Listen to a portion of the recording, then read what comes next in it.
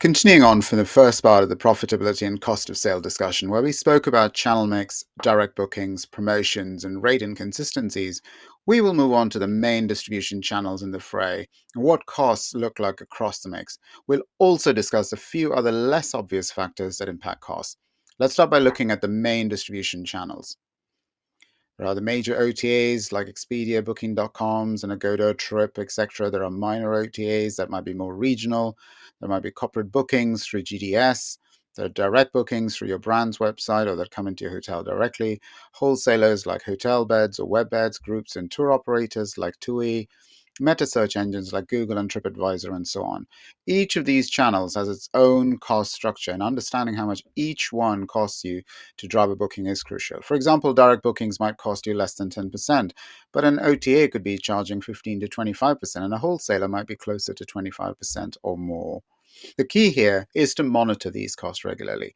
You need to know where your bookings are coming from and how much each channel is eating into your profits. And this is where distribution needs to work closely with your revenue management team to make sure you're balancing costs and profitability. Let's not forget about other factors that impact your costs as well.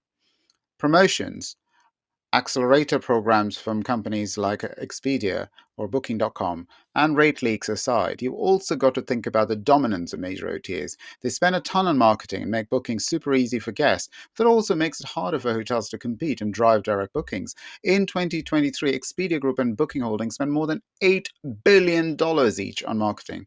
What are your chances against that? And then there's legislation. For example, the EU Digital Marketing Act is working to stop big digital players from acting like gatekeepers, which could help hotels get more direct bookings in the future. So keep an eye on that. It could be a game changer for lots of hotels. And then there is a classic tug of war, direct versus indirect bookings. OTAs make bookings easy. They offer a wide range of choices and have huge marketing budgets that we just talked about. That's why they tend to convert better. But direct bookings, well, that's where hotels have the chance to shine. There's more personal connection, more opportunity to stand out, and more control over the guest experience. Sure, direct bookings aren't free and not so easy to come by. There are costs involved, like labor and marketing, but in many cases, the cost is still lower than what you'd pay to the OTAs or others. Plus, the long term value of a direct booking is often higher because of the stronger relationship you're building with the guest. So, what's the best way then to minimize costs and maximize profitability?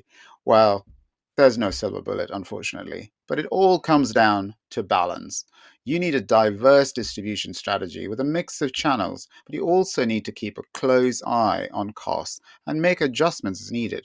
It's a bit of a juggling act, but the more you understand, the better equipped you will be to manage your costs. And as we've talked about in previous sessions, it's all about tracking, measuring, and optimizing. Know your numbers, monitor your performance, and tweak your strategy when necessary. We will be diving deeper into these topics in the next modules, so stay tuned. But for now, just remember balanced distribution and keeping costs in check are the keys to profitability. Thanks for joining, and I will catch you in the next session.